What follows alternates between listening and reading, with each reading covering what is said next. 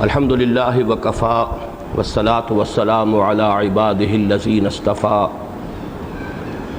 خصوصا علی افضلهم وخاتم النبیین محمد الامین وعلی آلہ وصحبہ اجمعین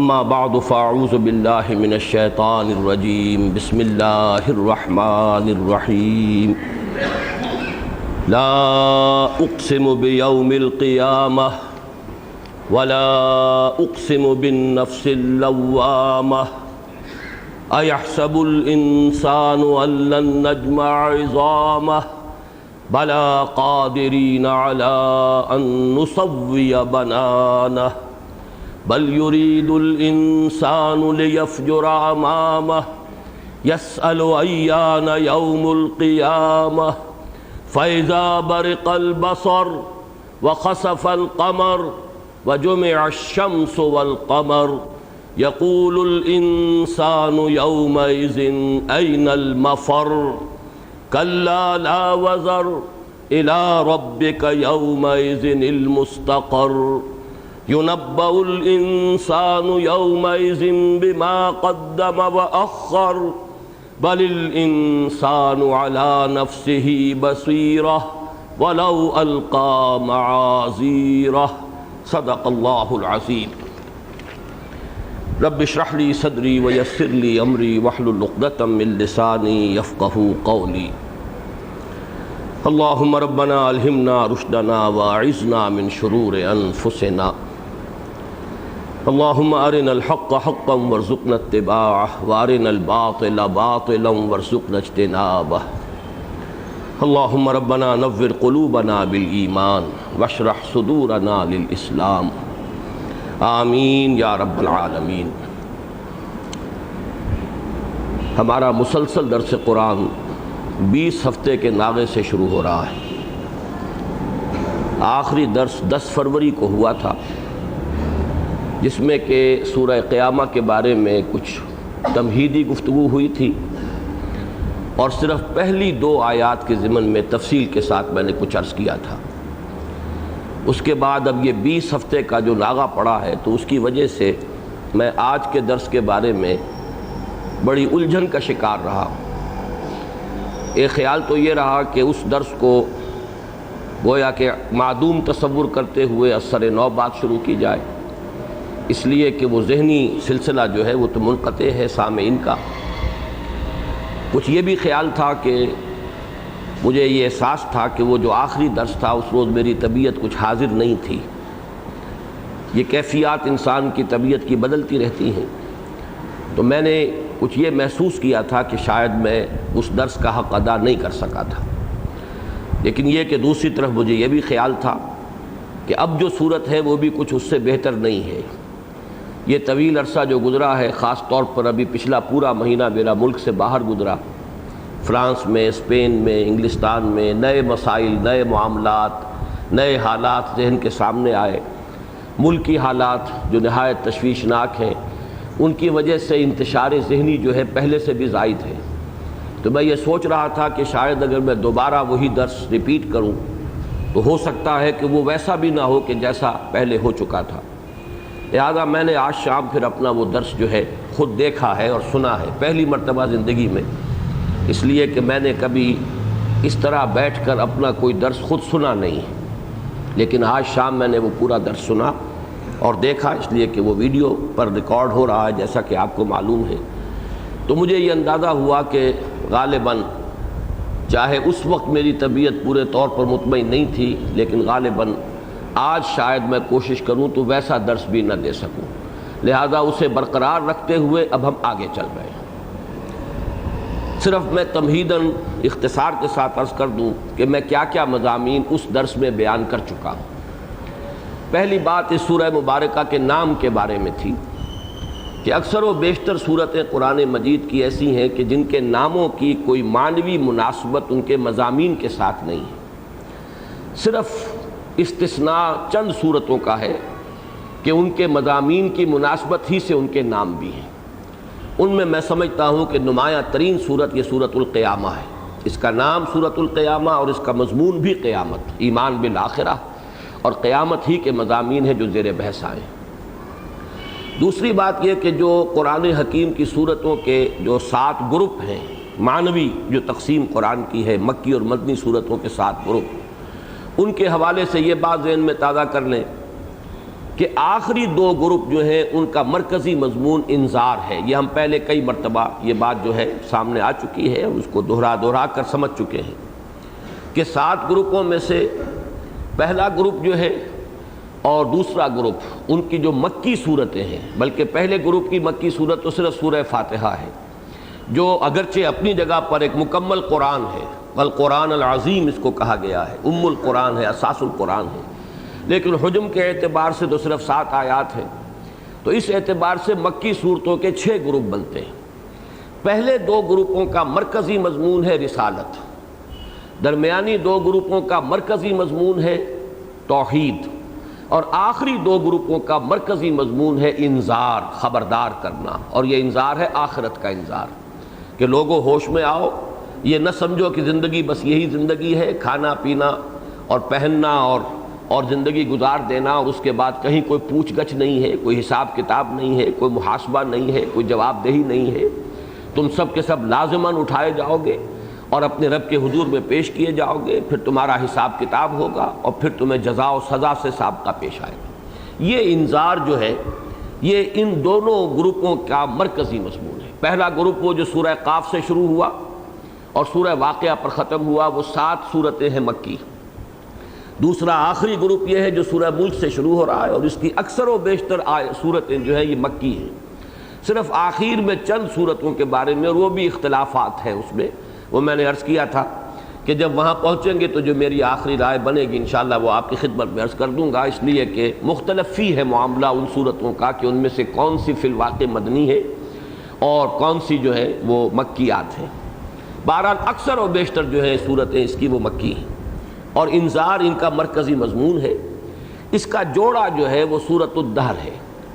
ہم سورہ ملک سے جو چلے تھے تو سورہ مدثر تک ہم نے یہ دیکھا کہ بعض جگہ پر 3 صورتوں کے سب گروپس بنے ہیں، جن میں ایک جو ہے وہ جوڑا ہے اور ایک اس کے ساتھ ضمیمے کے طور پر ہے۔ لیکن یہ نوٹ کر لیجئے کہ سورہ قیامہ سے لے کر اب سورۃ الناس تک مسلسل آپ کو جوڑے ملیں گے، 2 صورتوں کے جوڑے ہیں، اور جوڑے کا مفہوم یہ ہوتا ہے کہ ایک ہی مضمون کو 2 پیرایوں میں بیان کیا جائے، 2 اسلوب ہوں، یا جسے ہم کہتے ہیں ایک تصویر کے 2 رخ، ایک مضمون کا ایک رخ اس میں ایک صورت میں آ جائے گا، دوسرا رخ دوسرے صورت میں آ جائے گا۔ تو سورہ قیامہ کا جوڑا جو ہے وہ سورۃ الدہر ہے۔ یہ پھر جب ہم پڑھیں گے تو میں اس کی جو مشابہتیں ہیں اور جس اعتبار سے یہ ایک دوسرے کی تکمیل کرتی ہیں اس کو واضح کر دوں گا۔ ایک اور بات جو میں نے عرض کی تھی وہ یہ ہے کہ قرآن مجید کو پڑھتے ہوئے یہ سمجھنا چاہیے کہ اس وقت کن سے خطاب کیا جا رہا ہے، اس لیے کہ جب تک مخاطب معین نہ ہو بات سمجھ میں نہیں آتی، اور قرآن مجید میں تحویل جو ہے خطاب کی وہ ہو جاتی ہے۔ ابھی ایک بات مسلمانوں سے ہو رہی تھی، ابھی کفار سے خطاب ہو گیا، ابھی بیچ میں منافقین سے بات آ گئی، درمیان میں حضور سے خطاب آ گیا۔ تو اس طریقے سے تحویل خطاب کے جو خطبے کا ایک جزو لا ینفک ہے، جیسے کہ ایک خطیب جب خطبہ دیتا ہے تو کبھی وہ کسی طرف خطاب کر لیتا ہے، کبھی کسی طرف رخ کر لیتا ہے، کبھی غائب کو حاضر فرض کرتا ہے اور اس سے گفتگو شروع کر دیتا ہے۔ وہ بے نظیر بھٹو سے گفتگو شروع ہو جائے گی، کوئی سیاسی مقرر جو ہے وہ تقریر کر رہا ہو، حالانکہ بے نظیر بھٹو وہاں موجود نہیں ہے۔ کبھی یہ کہ جو موجود ہوتے ہیں ان کو بھی غائب فرض کر کے بصیغہ غائب گفتگو شروع ہو جاتی ہے، بظاہر خطاب نہیں ہوتا حالانکہ وہ سامنے موجود ہے۔ تو یہ مختلف انداز ہیں اور اس میں تعین کر لینا ضروری ہوتا ہے کہ خطاب کن سے ہے۔ اس سورہ مبارکہ میں خاص طور پر ایک تو یہ نوٹ کیجئے جو میں نے تفصیل سے اپنے پہلے درس میں بیان کر دیا تھا کہ قرآن کا جو اسلوب ہے کہ یہ خطبے کے اسلوب پر ہے، سب سے زیادہ نمایاں وہ اسی صورت میں ہے۔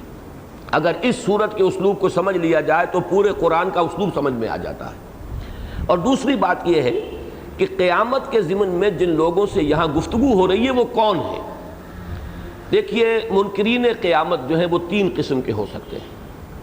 ایک تو وہ شخص ہے جو نہ اللہ کو مانتا ہے، نہ رسول کو، نہ آخرت کو، جس کو ہم کہیں گے ملحد محض، مادہ پرست، نہ خدا پر اس کا ایمان، نہ آخرت پر، نہ رسالت پر، ایک وہ شخص ہے۔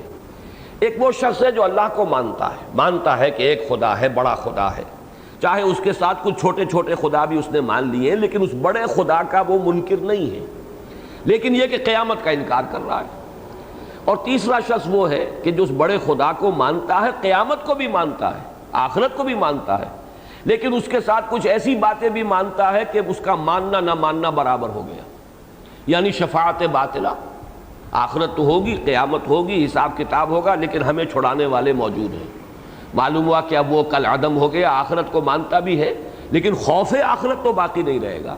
کلا بل لا یخافون الآخرہ، سورہ مدثر کے اختتام پر جو آیت آئی ہے بڑی اہم ہے، انہیں آخرت کا خوف نہیں ہے، یعنی یہ کہ ایسے لوگ بھی موجود تھے جو آخرت کو مانتے تھے، جو حضور کے مخاطب تھے اور جو قرآن کے مخاطب اولین تھے۔ یہ میں نے دو الفاظ علیحدہ علیحدہ ادا کیے ہیں۔ حضور کے مخاطب تو وہی لوگ تھے براہ راست، لیکن قرآن کے مخاطب صرف وہ لوگ نہیں تھے، قرآن کا مخاطب تو پوری نوع انسانی ہے تا قیام قیامت۔ اس لیے میں نے اس کے ساتھ لفظ کا اضافہ کیا، قرآن کے مخاطب اولین، قرآن کے مخاطب اولین اور حضور کے مخاطبین۔ یہ در حقیقت وہ لوگ نہیں تھے، شاذ کوئی ان میں ایسا بھی تھا ملحد جو نہ خدا کو مانتا ہو، نہ آخرت کو، نہ رسالت کو، کسی شے کو بھی نہ مانتا ہو، ایسے لوگ بھی تھے، ان کا ذکر قرآن میں آیا ہے کہ وہ کہتے تھے وما ہی الا حیاتنا الدنیا نموت ونحیا وما یہلکنا الا الدہر۔ اس میں خدا کا بھی انکار ہے، ہم نہیں مانتے کسی زندگی کو، کوئی اور زندگی ہے اس کے سوا، دنیا کی زندگی ہے، خود جیتے ہیں، خود مرتے ہیں، ہمیں مارنے والی شے بھی سوائے گردش فلک کے اور کوئی شے نہیں ہے۔ تو معلوم ہوا خدا کا بھی انکار ہو گیا، آخرت کا بھی انکار ہو گیا۔ لیکن اکثریت، جو عظیم اکثریت تھی، جو مخاطبین قرآن، جو اولین مخاطب تھے اس وقت قرآن کے، اور جو براہ راست مخاطب تھے محمد الرسول اللہ صلی اللہ علیہ وسلم کے، وہ ایک اللہ کو مانتے تھے کہ بڑا وہی ہے، کائنات اسی نے تخلیق فرمائی ہے، کائنات کی تخلیق میں کوئی اس کا ساجی نہیں ہے۔ بار بار آتا ہے قرآن میں وَلَئِن سَأَلْتَهُم مَّن خَلَقَ السَّمَاوَاتِ وَالْأَرْضَ لَيَقُولُنَّ اللَّهُ، اگر آپ ان سے پوچھیں گے اے نبی کہ کس نے پیدا کیا آسمان اور زمین، تو کہیں گے اللہ نے پیدا کیا۔ تو یہ بار بار قرآن میں مضمون آیا ہے۔ البتہ اب ان کے آخرت کے بارے میں دو قسم کے لوگ تھے، ایک تو وہ کہ جو آخرت کا انکار کرتے تھے، اللہ تو ہے لیکن یہ آخرت کیسے ہو سکتی ہے، کیسے انسان جب کہ گل سڑ جائیں گے، مٹی ہو کر مٹی میں مل جائیں گے، ہڈیاں بھی گلی سڑی بوسیدہ ہوں گی، پھر یہ کہ آباؤنا الاولون، ہمارے وہ پچھلے آباء و اجداد جنہیں سینکڑوں برس ہو گئے مرے ہوئے، کیا سب جمع ہو جائیں گے؟ کیسے ہو سکتا ہے ہاتھ لما توعدون، یہ تو انہونی سی بات ہے، بڑی دور کی کوڑی لا رہے ہو، یہ ہماری سمجھ میں نہیں آتا۔ ایک وہ لوگ تھے جو مانتے تھے کہ ہاں جانا ہے، اللہ کے پاس جانا ہے، لوٹنا ہے، رجوع ہے، لیکن وہ جو ہمارے چھوٹے معبود ہیں وہ ہمیں بچا لیں گے۔ ہؤلاء شفعاؤنا عند اللہ، یہ جو ہمارے معبود ہیں جنہیں ہم سجدے کرتے ہیں، جن کو پوجتے ہیں، جن کی ڈنڈوت کرتے ہیں، چڑھاوے چڑھاتے ہیں، یہ ہمیں بچا لیں گے، اللہ کے ہاں ہمارے شفیع ہوں گے۔ اس سورہ مبارکہ میں اصل میں جو گفتگو ہے وہ درمیانی لوگوں سے ہے، جو اللہ کو مانتے تھے لیکن قیامت کو نہیں مانتے تھے، اور کس لیے نہیں مانتے تھے کہ کیسے ممکن ہے، انہونی بات ہے ہاتھ لما توعدون۔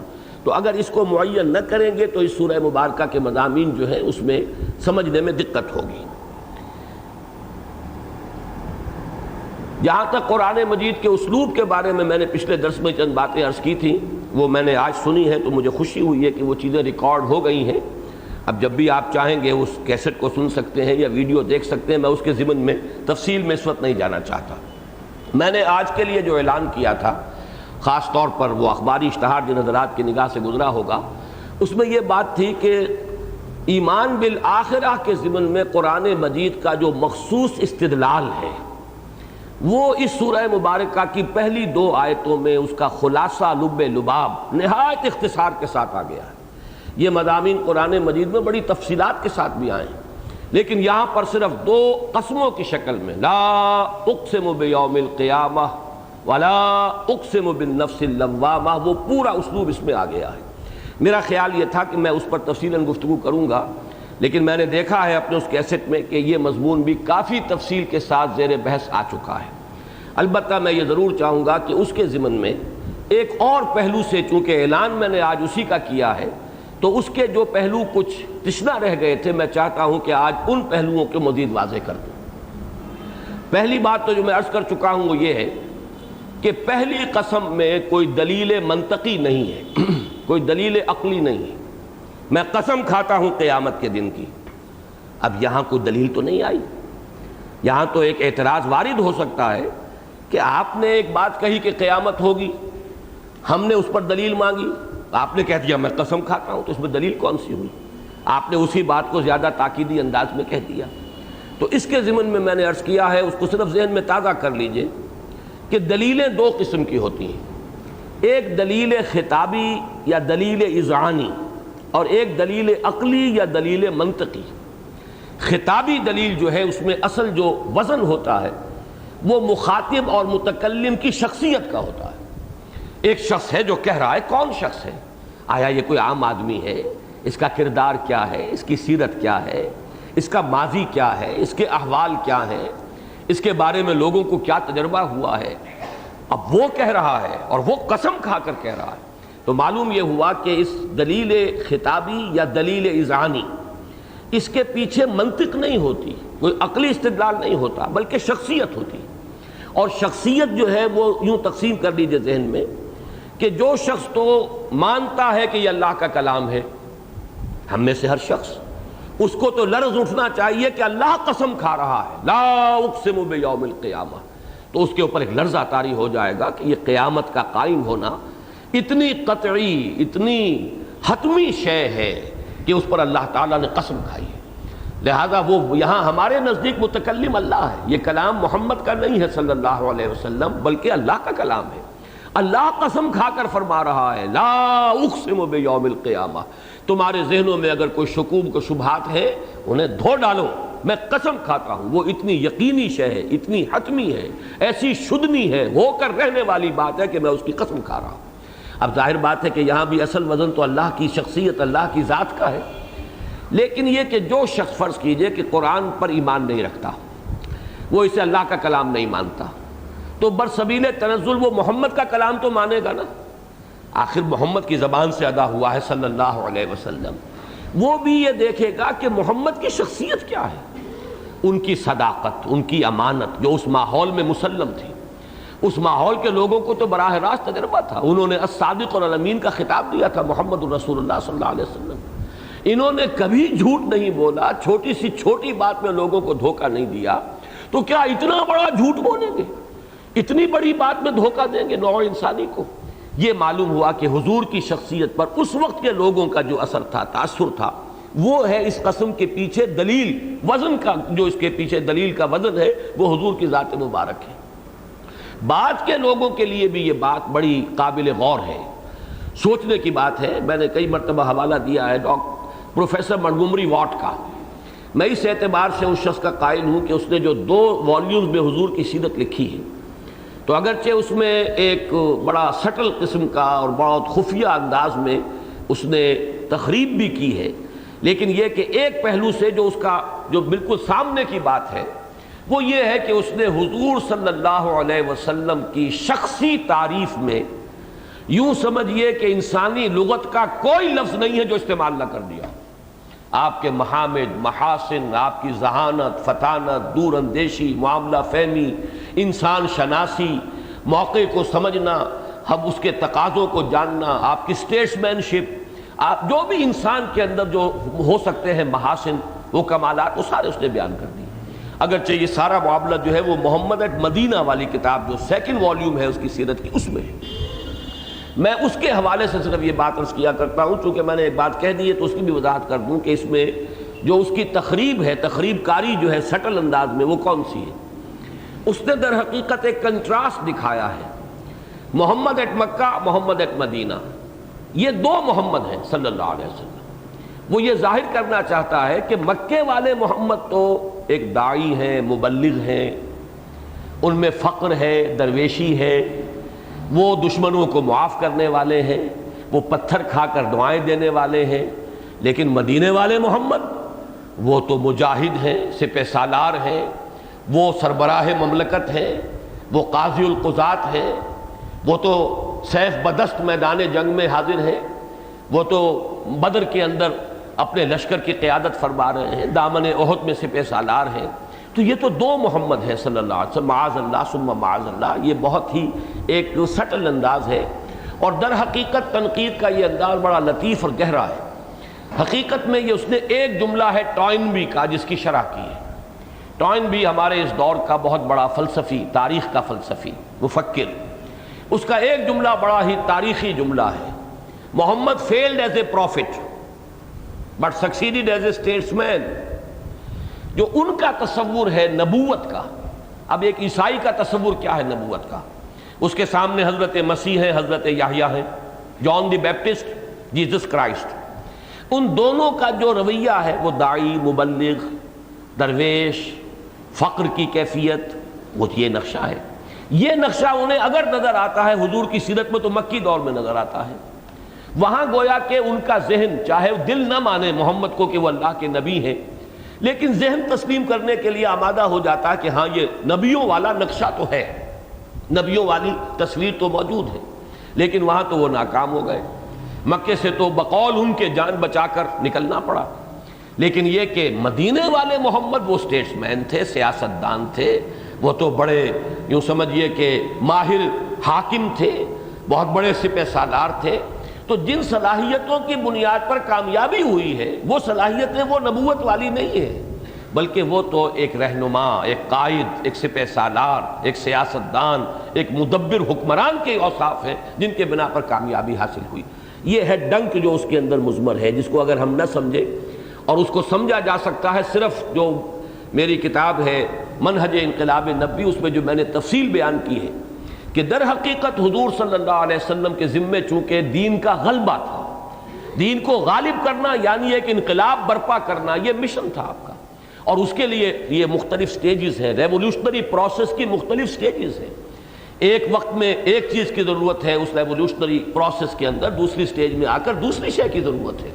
لہذا وہ جو اگر تضاد رفع ہو سکتا ہے تو وہ صرف اسی فلسفہ انقلاب اور جو اس کے مختلف سٹیجز ہیں کہ انقلابی عمل کے مختلف سٹیجز کے مختلف تقاضے ہوتے ہیں. جب اس کو سامنے رکھیں گے تو معلوم ہوگا کہ یہ دو محمد نہیں ہے معاذ اللہ صلی اللہ علیہ وسلم، ایک ہی ذات مبارکہ ہے. وہ اپنے ایک عمل کو تسلسل کے ساتھ اور درجہ بدرجہ آگے بڑھا رہے ہیں. ان میں سے ایک درجہ وہ ہے کہ جو مکہ مکرمہ میں طے پایا ہے، اور دوسرا درجہ وہ ہے آخری تکمیلی مراحل کے جو مدینہ منورہ میں طے پائے. بہرحال اس وقت جو میں نے اس بات کا حوالہ دیا وہ اس اعتبار سے کہ آج بھی ہمارے سامنے حضور کی شخصیت بہت بڑی دلیل ہے اس بات کی کہ آپ نبی تھے، اور اس بات کی کہ آپ نے جو خبر دی ہے وہ صحیح دی ہے. اس کی وجہ یہ ہے، اس کو میں چاہتا ہوں کہ ذرا تفصیل سے آپ سمجھ لیں. حضور صلی اللہ علیہ وسلم میں یہ ساری صلاحیتیں، یہ ذہانت، فطانت، پھر جو محنت آپ نے کی ہے، جان گسل محنت کی ہے. سوال یہ ہے کہ اس سے انہوں نے اپنے لیے کیا حاصل کیا؟ دنیا میں ایمبیشس لوگ جو ہوتے ہیں محنتیں کرتے ہیں. بابر کی اگر آپ تاریخ پڑھیں، اس نے اپنا بچپن کتنی سختیوں میں گزارا ہے، کتنی مشقتوں کا سابقہ رہا ہے، کتنے اس نے دشمنوں کا مقابلہ کیا ہے. جیسے زبان 32 دانتوں میں ہوتی ہے، ایسے ہی بچپن کے اندر اور نوجوانی کے دور میں بابر جو ہے وہ ہر طرف سے دشمنوں میں گھرا ہوا تھا. اس نے بڑی محنت کی ہے. اس کی زندگی جو ہے وہ ایسے ہی تو نہیں یہاں پہ شہنشاہ ہند بن گیا تھا. اس کی محنت، اس کی پوری جد و جہد اس کو سامنے رکھیے.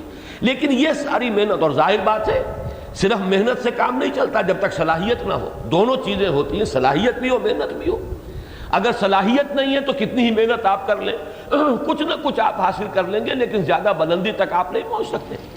صلاحیت ہو اور محنت ہو، یہ دونوں چیزیں جب ایک دوسرے ضرب کھاتی ہیں تو پھر بلندی انسان کو حاصل ہوتی ہے. لیکن جو شخص یہ کام کرتا ہے وہ پھر اپنے لیے کچھ بناتا ہے.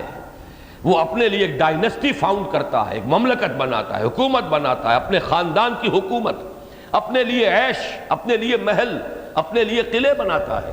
سوال یہ ہے کہ محمد الرسول اللہ صلی اللہ علیہ وسلم کی ذات مبارکہ وہ تمام صلاحیتیں جو منٹگومری وانٹ بیان کر رہا ہے، جو اعلیٰ سے اعلیٰ ذہین ترین باصلاحیت انسان میں ہو سکتی ہے، وہ ساری صلاحیتیں جمع ہے محمد الرسول اللہ صلی اللہ علیہ وسلم کی ذات مبارکہ میں.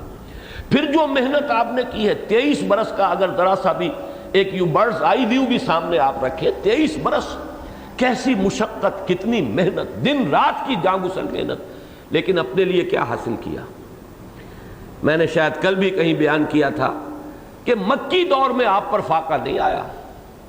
مکی دور میں اس لیے کہ حضرت خدیجہ کی دولت تھی، اللہ تعالیٰ نے ان کی دولت کے ذریعے سے حضور کو غنی کر دیا تھا۔ وَوَجَدَكَ عَائِلًا فَأَغْنَىٰ۔ پھر ان کے انتقال کے بعد بھی ان کا جو تھا ابھی اثاثہ اتنا تھا کہ مکی دور میں آپ پر فاقہ نہیں آیا۔ فاقہ کہاں آیا؟ جہاں آپ حکمران بن گئے ہیں، مدینے میں فاقے آ رہے ہیں۔ وہاں یہ نہیں ہے کہ حضور کے ہاں کوئی عیش ہو، آسانیاں ہو، فراوانی ہو، آسائشیں ہو، کچھ نہیں، بلکہ آپ کو معلوم ہے تاریخ کے اندر ان چیزوں کو محفوظ رکھا جانا چاہیے، ذہنوں میں محفوظ رکھیے کہ ازواج مطہرات نے بھی اگر تھوڑا سا مطالبہ کر دیا کہ حضور اب تو عام مسلمانوں کے گھروں میں بھی آسائش ہو گئی ہے، اب ہمارا نان نفقہ بھی کچھ بڑھا دیا جائے، تو آپ کو معلوم ہے سورہ احزاب میں کس قدر سخت خطاب ہوا ہے۔ اے نبی کی بیویوں، اگر تمہیں دنیا چاہیے تو آؤ میں تمہیں دنیا دے کر یہاں سے رخصت کر دوں گا، پھر میرے گھر میں نہیں رہ سکتے، میرے گھر میں رہنا تو یہی فقر اور یہی فاقہ اور یہی تنگ دستی ہوگی۔ اسی طریقے سے لخت جگر حضرت فاطمہ رضی اللہ تعالیٰ عنہ وہ حاضر ہوئی ہیں، ابا جان دیکھیے میرے گٹے پڑ گئے ہیں چکی پیس پیس کر، یہ میرے شانے کے اوپر مشکیدہ جس میں پانی بھر کر لاتی ہوں میں کنویں سے، اس کی وجہ سے یہ بدیاں پڑ گئی ہیں، نشان پڑ گئے ہیں، مجھے کوئی کنیز کوئی غلام مجھے بھی عنایت ہو جائے، تو فراوانی ہے، فتوحات ہو رہی ہیں، مال غنیمت آ رہا ہے۔ تو آپ نے کیا جواب دیا؟ جو بیویوں کو جواب دیا تھا ازواج مطہرات کو، وہی اپنے لخت جگر اور نور چشم کو حضرت فاطمہ کو جواب دیا، بیٹی یہ چیزیں دوسروں کے لیے ہیں، ہمارے لیے نہیں، تمہارے لیے تو میرے پاس اس سے کہیں زیادہ قیمتی شے ہے، جاؤ لو یہ تسبیح فاطمہ جو آپ ہر نماز کے بعد اللہ جسے توفیق دیتا ہے، یہ تسبیح فاطمہ حضور نے عطا کی ہے حضرت فاطمہ کو اس فرمائش پر یا اس درخواست پر کہ مجھے کوئی کنیز یا غلام عطا فرما دے۔ تو ملا کیا ہے؟ 33 مرتبہ سبحان اللہ، 33 مرتبہ الحمدللہ، 34 مرتبہ اللہ اکبر ہر نماز کے بعد کہہ لیا کرو، تمہارے لیے میرے پاس یہ ہے۔ یہ ہے اصل میں وہ شے، بے نفسی، کامل بے نفسی، معلوم ہوتا اپنی ذات کے لیے، اپنی خاندان کے لیے۔ اب آپ کو معلوم ہے زکوٰۃ و صدقات ایک بہت بڑی سمجھیے کہ آمدنی کی اسلامی ریاست کے اندر بہت بڑی مد، اپنے اوپر حرام، اپنے اہل بیت پر حرام، تاکہ کوئی شک پیدا نہ ہو سکے کسی بھی انسان کے دل میں کہ محمد نے یہ محنت کی تھی تو اپنے لیے کی تھی، کسی ورلڈلی گین کے لیے کی تھی، کسی دنیاوی مفاد کے لیے کی تھی۔ اسی میں ذہن میں ٹانک لیجئے وہ جو واقعہ جو ہے فدق کے باغ کا، باغ فدق، جس کو اہل تشیع نے جو ہے وہ رائی کا پہاڑ بنا دیا۔ حضرت فاطمہ بھی معلوم ایسا ہی ہوتا ہے کہ اس بات کو سمجھ نہیں پائیں، ظاہر بات ہے کہ وقتی طور پر کسی معاملے کے اندر کوتاہی ہو سکتی ہے۔ وہ یہ سمجھتی تھی چونکہ حضور نے اپنے خرچے کے لیے باغ فدق اپنے پاس رکھا ہوا تھا تو یہ گویا کہ وراثت ہے جو مجھے ملنی چاہیے، حضور کی میں ہی وارث ہوں، مجھے وہ باغ فدق مل جانا چاہیے۔ حضرت ابو بکر صدیق نے فرمایا کہ میں نے تو حضور سے سنا ہے، حدیث ہے، نحن معاشر الانبیاء لا نرث ولا نورث ما ترکناہ صدقہ، جو بھی ہم چھوڑتے ہیں وہ صدقہ ہوتا ہے، ہمارا کوئی ورثہ ہوتا ہی نہیں۔ انبیاء کی جماعت جو ہے وہ عام لوگوں کی جماعت کے اوپر قیاس نہ کرو، عام لوگوں پر قیاس نہیں کیا جا سکتا۔ معلوم یہ ہوا کہ وہ باغ فدق جو ہے حضرت ابو بکر کا فیصلہ، وہ بھی در حقیقت اسی نقطہ نظر کو واضح کر رہا ہے، کوئی وراثت محمد کی منتقل نہیں ہوئی صلی اللہ علیہ وسلم، ورنہ کہنے والوں کو کہیں جو ہے انگلی رکھنے کا موقع مل جاتا، چلیے اپنی بیٹی کو وہ باغ تو دے گئے، باغ فدق۔ معلوم یہ ہوا یہ ہے حضور کی وہ بے نفسی، کامل بے نفسی، جس میں کہیں جو ہے بال برابر بھی شک و شبے کی گنجائش نہیں۔ تو سوال یہ پیدا ہوتا ہے ایک ایسا شخص اگر قسم کھا رہا ہو، اگر کوئی شخص یہ بھی سمجھتا ہو کہ یہ محمد کا کلام ہے، تو ایسے شخص کی اپنی شخصیت کا وزن ہے جو آتا ہے لا اقسم بیوم القیامہ، اور اسی کے اسلوب قرآن مجید میں اور دوسرے مقامات پر بھی ہیں، جیسے سورہ تغابن کا میں نے حوالہ دیا، وہاں پر بھی یہی انداز ہے، خطابی انداز، اذعانی انداز۔ زعم الذین کفروا ان لن یبعثوا قل بلی وربی لتبعثن ثم لتنبؤن بما عملتم وذلک علی اللہ یسیر۔ ان لوگوں کو یہ زوم ہو گیا ہے، مغالطہ ہو گیا ہے کہ یہ اٹھائے نہیں جائیں گے، بعث بعد الموت نہیں ہوگا۔ کہہ دیجئے اے نبی، اے رسول صلی اللہ علیہ وسلم، کیوں نہیں، اور مجھے میرے رب کی قسم ہے تم لازماً اٹھائے جاؤ گے اور پھر تمہیں جتلا دیا جائے گا جو کچھ تم نے کیا ہوگا، اور وہ اللہ پر بڑا آسان ہے۔ تو ظاہر بات ہے یہاں بھی اعتراض تو ہو سکتا ہے، قسم کھا کر بات کہہ دی، دلیل کیا ہوئی؟ ایک سٹیٹمنٹ سادہ آیا، ایک یہ کہ اس کے اوپر حلف اٹھا لیا گیا، قسم کھا لی گئی، دلیل کہاں ہوئی؟ لیکن وہ دلیل خطابی ہے، وہاں شخصیت ہے محمد الرسول اللہ صلی اللہ علیہ وسلم کی، اس کا وزن ہے کہ جو اس کے اندر دلیل کی قوت فراہم کر رہا ہے۔ یہی بات ہے سورہ یونس میں بھی، وَيَسْتَنبِئُونَكَ حَقٌّ قُلْ اِی وَرَبِّی إِنَّهُ لَحَقٌّ، اے نبی یہ آپ سے پوچھتے ہیں واقعتاً اے محمد جو آپ کہہ رہے ہیں، جیسے ایک دوسرے مقام پر آیا ہے بعض کسی اور رسول سے لوگوں نے یہ کہا تھا کہ آپ واقعی جو کچھ کہہ رہے ہیں ڈو یو مین اٹ، یا ایسے ہی آپ نے کوئی مذاق کیا ہے، آر یو جوکنگ اور یو مین اٹ۔ یہ انداز جو ہے مختلف رسولوں سے سوال کیا گیا ہے، جو بات آپ کہہ رہے ہیں سیریسلی کہہ رہے ہیں، یہی انداز حضور سے کیا گیا، وَيَسْتَنبِئُونَكَ أَحَقٌّ هُوَ، اے نبی وہ آپ سے پوچھتے ہیں کیا واقعی یہ حق ہے جو آپ کہہ رہے ہیں؟ ایسے ہی تو نہیں آپ نے کوئی بات جو ہے کوئی مشغلہ دل لگی کے طور پر تو نہیں بات کہہ رہے۔ قُلْ بَلَا قُلْ اِی وَرَبِّی إِنَّهُ لَحَقٌّ، کہہ دیجئے ہاں اور مجھے میرے رب کی قسم ہے یہ حق ہے، یہ ہو کر رہنا ہے، یہ شدھ نہیں ہے۔ یہ ہے وہ دلیل جس کو میں نے کہا یہ دلیل خطابی ہے، یہ دلیل اذعانی ہے، یہ دلیل منطقی نہیں ہے۔ البتہ دلیل منطقی یا دلیل عقلی ہے دوسری قسم میں، وَلَا أُقْسِمُ بِالنَّفْسِ اللَّوَّامَةِ، اس کا کچھ حصہ تو میں اپنے اس درس میں بیان کر چکا ہوں، لیکن میں آج ایک اور حوالے سے اصل میں گفتگو کرنا چاہتا ہوں تاکہ جو ایک خلا رہ گیا تھا سابقہ درس میں اس کی وہ خلا پر ہو جائے۔ اس میں سب سے پہلی بات یہ نوٹ کیجئے کہ بدقسمتی سے عہد حاضر میں ایمان کو موضوع بہت کم لوگوں نے بنایا ہے۔ ہمارے بڑے بڑے جو محققین ہیں اور داعی اللہ بھی ہیں، اللہ کی طرف بلانے والے بھی ہیں، ان میں سے عوامی سطح پر ایموشنل انداز میں، جذباتی انداز میں ایمان کو موضوع تبلیغی جماعت نے بنایا ہے۔ وہ کہتے ہی ہیں ایمان کی محنت، لیکن یہ کہ علمی انداز میں، عقلی انداز میں، فلسافیکل انداز میں، متکلمانہ انداز میں ہمارے اس دور میں یہ بہت بڑا خلا ہے جو ابھی تک برقرار ہے کہ ایمان کو کسی نے موضوع نہیں بنایا۔ اکثر ہوتا کیا ہے کہ یہ سپوز کر لیا جاتا ہے ہم مسلمان ہیں تو ایمان تو ہے، اب صرف بتا دیا جائے کہ بھائی ایمان باللہ کا مطلب یہ ہے، ایمان برسالت کا مطلب یہ ہے، ایمان بالآخرت کا مطلب یہ ہے، اور جب تم یہ مانتے ہو تو اب تم پر یہ لازم آتا ہے، یہ لازم آتا ہے، یہ لازم آتا ہے، گویا کہ پری سپوزیشن ہے ایمان کے بارے میں۔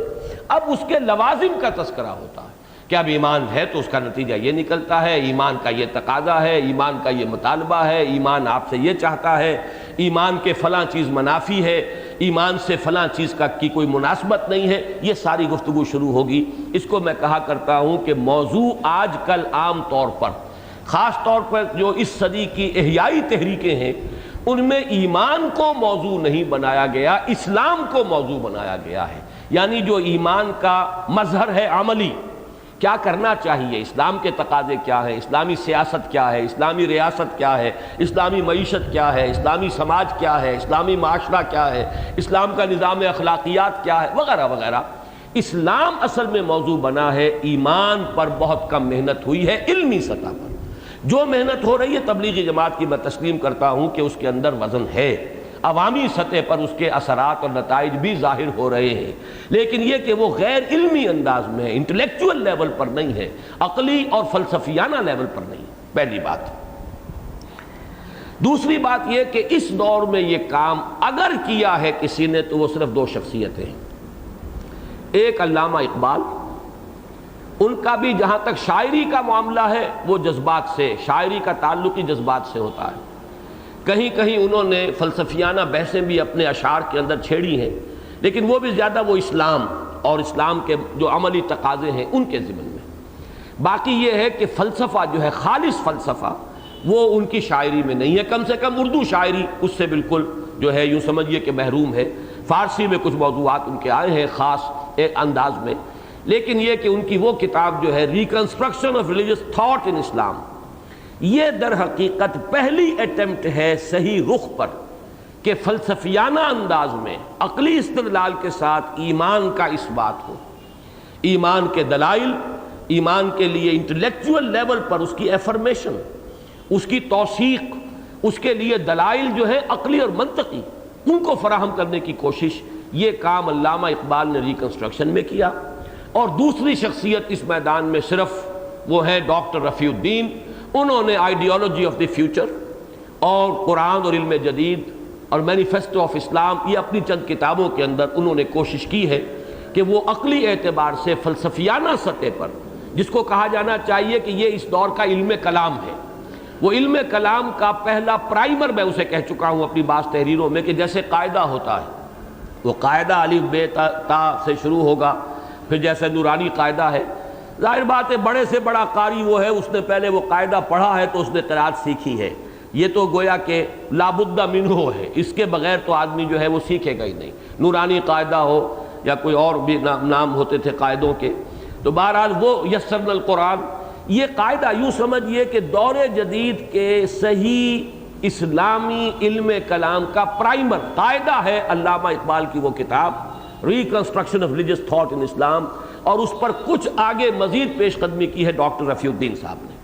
تیسری بات میں یہ بھی نوٹ آپ کو کرا دوں کہ علم کلام میری بعض تحریروں میں یہ چیزیں تفصیل سے آ چکی ہیں. اب جو وہ ایک ضخیم کتاب چھپی ہے دعوت رجوع القرآن کا منظر اور پس منظر، اس میں وہ مضامین شامل ہو گئے ہیں. اب وہ منتشر چیزیں تھیں الحمدللہ کہ یکجا ہو کر کتابی صورت میں آ گئی ہیں، تو میں نے اس میں وہ چیزیں دی ہیں. اور یہ بحث جو میں اس وقت کہہ رہا ہوں یہ تو در حقیقت ہے دوسری کتاب میں، اسلام اور پاکستان میں، جس میں عقل اور نقل کی کشمکش جو رہی ہے اسلامی تاریخ اسلام کے دوران، مسلمانوں کی تاریخ کے دوران، اس کا میں نے جائزہ لیا ہے. اس میں میں نے یہ بحث کی ہے کہ علم کلام ہمیشہ سے مذہب کی ایک ضرورت رہا ہے. وہ کیا ہے؟ ایمانی حقائق ماورائی حقائق ہے، وہ ہمارے حواس کے دائرے سے باہر کی چیزیں ہیں. اللہ کی ذات ہے، ہمارے حواس کے دائرے سے باہر ہے. فرشتہ ہے، ہماری حواس کے دائرے سے باہر ہے. وحی کی حقیقت کیا ہے، ہم اپنے حواس کے ذریعے سے نہیں سمجھ سکتے، ہمیں اس کا کوئی تجربہ نہیں ہے. آخرت کیا ہے، قیامت میں کیا ہوگا، یہ تو سب وہ مستقبل کے حالات و واقعات ہیں کہ جو ہمارے حواس کے ذریعے سے ان کی کوئی توثیق ممکن نہیں. تو یوں سمجھیے کہ ایمان کے جملہ حقائق ماورائی حقائق ہیں کہ جن کا ہمارے حواس کے ذریعے سے کوئی علم حاصل ہونا ناممکن ہے. دوسری طرف انسان چونکہ حیوان عاقل ہے، اس کے اندر ایک فطری طلب ہے، ایک تڑپ ہے، ایک جذبہ ہے کہ وہ جو مانے اسے عقل کی کسوٹی پر بھی پرکھے، وہی بات مانے کہ جو عقل کی ترازو میں پوری اترتی ہو. یہ انسان کا ایک تقاضا ہے اس اعتبار سے کہ وہ حیوان عاقل، چھوڑ دیجئے اس کو، وہ حیوان عاقل ہے تو عقل جو ہے اندر موجود ہے، عقل تقاضا کرتی ہے. آپ دنیا کے عام معاملات میں بھی اپنی اسی عقل کے ترازو سے ناپتے ہیں، تولتے ہیں، کسی شے کو قبول کرتے ہیں، کسی شے کو رد کرتے ہیں. تو وہ جو انسان کی فطرت ہے وہ یہ چاہتی ہے کہ یہ جو حقائق ہیں ان کو بھی عقل کی کسوٹی پر پرکھیں، دیکھیں یہ عقل کی ترازو میں بھی پورے اترتے ہیں کہ نہیں، کہیں خالص غیر منطقی غیر عقلی باتیں تو نہیں ہیں، یا یوں کہیے کہ خالص خلاف عقل باتیں تو نہیں ہیں. ایک انسان کو خلاف عقل بات کو تو نہیں ماننا چاہیے. اللہ نے انسان کو عقل عطا فرمائی ہے، بہت بڑی دولت ہے. انسان کو ممیز کیا حیوانات سے، تو اس میں یہ اس کے جو مختلف اوصاف ہیں جن کی بنا پر کہ وہ حیوانوں سے ممیز ہے، ان میں یہ بھی ہے کہ یہ حیوان عاقل ہے، حیوان ناطق ہے، حیوان عاقل ہے. اس اعتبار سے جو ایمانی حقائق ہیں ان کو عقل کی ترازو میں تولنے کی کوشش یہ اتنی ہی قدیم ہے جتنا کہ مذہب قدیم ہے. جب سے انسان مذہب سے متعارف ہوا ہے اس کے اندر یہ جذبہ بھی موجود ہے کہ وہ عقلی اعتبار سے سمجھے کہ یہ بات جو ہے یہ وزنی ہے یا نہیں ہے، اس کا جو ہے میرے عقل کی میزان میں کتنا وزن ہے. یہی وجہ ہے کہ علم کلام یہودیوں نے بہت بڑے پیمانے پر پیدا کیا، عیسائیوں نے بہت بڑے پیمانے پر علم کلام پیدا کیا، مسلمانوں نے بھی پھر اپنے دور میں آ کر، چونکہ یہ تین مذاہب ایک ہی رخ پر ہیں، ان کو کہا جاتا ہے ابراہیمی مذاہب. حضرت ابراہیم ہی کی نسل سے حضرت موسیٰ علیہ السلام تھے جنہیں اللہ نے تورات دی. یہودی اب ان کو مانتے ہیں، وہ پھر انہی میں چاہے یہ کہ بغیر باپ کے پیدائش ہوئی ہے لیکن ماں جو تھی حضرت عیسیٰ کی وہ تو وہی اسرائیلی، وہی نسل وہی تھی، لہذا وہ بھی حضرت عیسیٰ علیہ السلام کو انجیل عطا ہوئی. پھر حضرت محمد صلی اللہ علیہ وسلم وہ بنی اسماعیل میں سے ہیں جو بڑے بیٹے تھے حضرت ابراہیم کے علیہ السلام. تو معلوم یہ ہوا کہ یہ تین مذاہب جو ہیں ایک سلسلے کی کڑیاں ہیں، اور ان تینوں کے اندر اپنے اپنے وقت میں ان کے جو محققین تھے اور ان کے جو مفکرین تھے انہوں نے علم کلام پیدا کیا ہے. ہمارے ہاں بھی جو علم کلام پہلے پیدا کیا گیا اس کی زیادہ بنیاد جو ہے وہ منطق پر تھی، اس لیے کہ اس وقت تک انسان کا یہ جو مادی معلومات اور سائنٹیفک جو ہمارے پاس ڈیٹا آج موجود ہے، بہت بڑا ذخیرہ، اس وقت اس کی مقدار بہت کم تھی۔ انسان اپنے عقل کے گھوڑے دوڑا کے ہی باتوں کو سمجھنے کی کوشش کر رہا تھا، ارسطو کی منطق، اور اسی کے اوپر انہی پیمانوں کے اوپر جو ہے ایمانی حقائق کو ناپا تولا گیا، اس کے اثبات کی کوشش کی گئی، تو وہ قدیم علم کلام جو ہے وہ اس بنیاد پر تھا۔ آج جو ہے ایک جدید علم کلام ہے کہ جس کا نقطہ آغاز میں آپ سے عرض کر چکا ہوں، میرے نزدیک پورے میں اپنے احساس ذمہ داری کے ساتھ یہ بات کہہ رہا ہوں، علی وجہ البصیرت کہہ رہا ہوں، کسی اندھی عقیدت میں نہیں کہہ رہا ہوں۔ آج کے دور میں جو اصل علم کلام درکار ہے، اس کی پہلی کوشش ہے کہ جو ریکنسٹرکشن کی شکل میں علامہ اقبال نے کی ہے اپنے ان 7 لیکچرز میں، 6 تھے جو مدراس میں دیے گئے، ایک لیکچر اور تھا کہ جو انہوں نے لندن میں دیا تھا، وہی ہے کہ جو ریکنسٹرکشن کے نام سے۔ اب میں اس کا انداز آپ کے سامنے رکھنا چاہتا ہوں کہ وہ کیا انداز ہے، اور یہ جو لا اقسم بالنفس اللوامہ، اس کے ساتھ اس کا ربط اور تعلق کیا ہے۔ پہلی بات یہ جان لیجئے، اور علامہ اقبال نے اپنے پہلے لیکچر میں اس کو واشگاف انداز میں تسلیم کیا ہے، اور وہ کیا ہے، بہت بڑا فلسفی ہے، جدید جو مغربی فلسفہ ہے اس میں بہت اونچا مقام رکھنے والا ہے کانٹ کے حوالے سے، کہ کانٹ نے یہ ثابت کیا تھا، اس نے ایک بڑی شورۂ آفاق کتاب لکھی تھی، دی کریٹیک آف پیور ریزن، تنقید عقل خالص۔ اس نے جو متکلمین تھے اور ان کا جو علم کلام تھا اس پر شدید تنقید کی کہ تم نے جتنی دلیلیں دی ہیں اللہ تعالیٰ کے وجود کے اس بات کے لیے، ثابت کرنے کے لیے کہ اللہ ہے، کوئی دلیل بھی وزنی نہیں۔ منطق کو کاٹتی ہے، لوہا لوہے سے کٹتا ہے، منطق ہی اس کو کاٹ دیتی ہے جو منطقی دلیل تم نے وجود باری تعالیٰ پر قائم کی ہے۔ بڑے 3 بھاری بھرکم الفاظ ہیں جو علامہ اقبال نے کانٹ کے حوالے سے اپنے پہلے لیکچر میں استعمال کیے ہیں۔ The cosmological, the ontological and teleological arguments, جو آج تک متکلمین نے اللہ تعالیٰ کی ہستی کو منطق اور دلیل سے ثابت کرنے کے لیے جو مختلف قسم کے دلائل فراہم کیے تھے، کانٹ نے حتمی طور پر سب کو رد کر دیا۔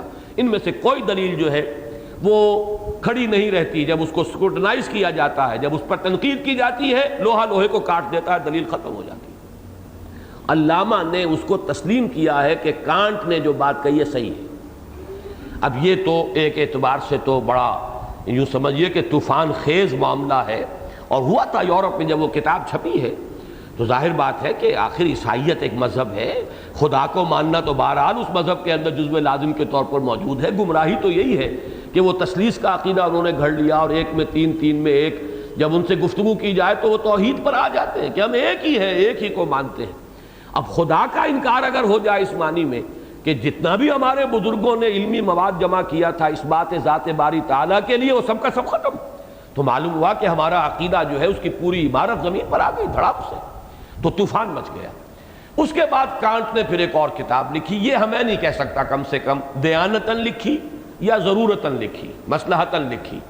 یہ بھی ہو سکتا ہے کہ جیسے علامہ اقبال نے شکوہ نامی نظم لکھی تھی تو ایک طوفان اٹھ کھڑا ہوا تھا، لیکن معلوم ہوتا ہے کہ علامہ نے اس وقت لوگوں کو بیدار کرنا چاہا ہے، چونکایا ہے، اور اس کے بعد جواب شکوہ کے اندر پھر جو باتیں آ گئی اس سے وہ سارے شبہات جو پیدا ہو گئے تھے، اور اگر کوئی شکوے شکایتیں لوگوں کے ذہنوں میں آئی تھی کہ یہ کیا ہے، کیا باتیں کر رہا ہے اقبال، تو ان سب کا تشفی بخش جواب مل گیا۔ ہو سکتا ہے اسی انداز میں کانٹ کے ذہن میں پہلے سے موجود ہو کہ ایک دفعہ نفی کر کے پھر میں جو اصل بات ہے وہ دنیا کے سامنے رکھوں گا، اور یہ بھی ہو سکتا ہے کہ بات تو وہی ہو جو اس نے پہلی کتاب میں کہی ہے، البتہ یہ کہ جب اس کے خلاف مخالفت کا طوفان اٹھا تو پھر اس نے ضرورتاً اور مصلحتاً دوسری کتاب لکھی۔ اس میں اس نے ثابت کیا کہ وجود باری تعالیٰ کے لیے دلائل ہیں، لیکن وہ دلائل وہ منطقی دلائل نہیں ہے کہ جو متکلمین نے پیدا کیے۔ وہ جو منطقی استدلال سے اللہ کے وجود کو یا خدا کے وجود کو ثابت کیا جاتا ہے، وہ تمام دلائل پادر ہوا ہیں، ان کی کوئی حیثیت نہیں۔ البتہ دلائل دوسرے ہیں، اور بڑے پیارے الفاظ اس نے استعمال کیے ہیں۔ 2 دلیلیں ہیں اللہ کی ہستی کی، دی اسٹاری ہیونز ابو، یہ جو تاروں بھرا آسمان ہے ہماروں سروں پر، یہ سب سے بڑی دلیل ہے۔ اینڈ دی مورل لا ودن، اور جو ہمارے اندر ایک مورل لا ہے، ایک اخلاقی حص ہے جو ہم میں سے ہر شخص محسوس کرتا ہے کہ میں یہ سمجھتا ہوں فلاں شے بری ہے فلاں شے اچھی ہے، جھوٹ بولنا برا ہے سچ بولنا اچھا ہے، وعدہ خلافی بری شے ہے، ایفائے عہد بڑا عمدہ معاملہ ہے، پڑوسی کو تنگ کرنا بہت بری بات ہے، پڑوسی کو خوش رکھنا، اس کے ساتھ خوشگوار تعلقات رکھنا، اس کے حقوق ادا کرنا یہ اچھی بات ہے، والدین کی خدمت یہ اچھائی ہے، نیکی ہے، بر ہے، اور والدین کے ساتھ کے مقابلے میں سرکشی برائی ہے۔ تو کچھ ایسی چیزیں ہیں کہ جو فطرت انسانی کے اندر موجود ہیں، جس کو وہ کہتا ہے دی مورل لا ودن، یہ تو ہمارے اندر ہے، ایک مورل لا، ایک اخلاقی قانون ہے، نیکی اور بدی کی تمیز ہے، خیر و شر کا امتیاز ہے، اور ایک یہ جو آسمان کے اوپر یہ تاروں بھرا آسمان، the starry heavens above and the moral law within, these are the two arguments of the existence of God، وہ نہیں جو علم کلام کی۔ یہ باتیں جو میں نے آپ کے سامنے عرض کی ہیں، یہ کانٹ کے حوالے سے علامہ اقبال نے بات شروع کی، جو آخری بات کہی ہے میں نے وہ علامہ کے لیکچر میں نہیں ہے، وہ ایک علیحدہ سے میری طرف سے جو ہے وہ اضافہ ہے۔ اب اس کے حوالے سے سمجھیے کہ قرآن کا اسلوب کیا ہے۔ میں سمجھتا ہوں کہ کانٹ بہت حد تک قرآن کے اسلوب کے قریب آیا ہے، اگرچہ چونکہ آسمانی ہدایت اس کے سامنے نہیں تھی، ایک ٹھوکر اس نے کھائی ہے، ایک شے کو صحیح جگہ سے ہٹا کر دوسری جگہ رکھ دیا ہے، لیکن میں اس پوری بحث کو آپ کے سامنے لے آنا چاہتا تھا تاکہ اب آپ اس کے پس منظر میں سمجھیں کہ قرآن کا استدلال کیا ہے۔ جہاں تک ذات باری تعالیٰ کے وجود اور اس کے اس بات کا تعلق ہے، قرآن واقعتاً کوئی منطقی دلیل استعمال نہیں کرتا۔ منطق کا دار و مدار مشاہدے پر ہوتا ہے، ہماری ساری گفتگو ہمارے مشاہدے پر مبنی ہوتی ہے، ہماری زبان میں جو الفاظ ہیں وہ بھی ہمارے مشاہدات سے وجود میں آئے ہیں، لہذا منطق جو ہے وہ حواس کے دائرے سے باہر نہیں نکل سکتی، اس کی لیمیٹیشنز ہیں۔ اللہ تعالیٰ کی ہستی کا اس بات اور اس کا ثبوت جو ہے وہ منطق کے ذریعے ممکن نہیں ہے، نہ قرآن نے کیا ہے۔ قرآن کا فلسفہ کیا ہے؟ قرآن یہ کہتا ہے کہ اللہ پر ایمان، اللہ کی معرفت، اللہ کی محبت تمہارے دلوں میں موجود ہے، یہ کوئی خارج سے لائی جانے والی شے نہیں ہے، یہ کوئی نیا علم تمہیں دیا جائے اس کی ضرورت نہیں، تو ہے، تمہارے اندر ہے۔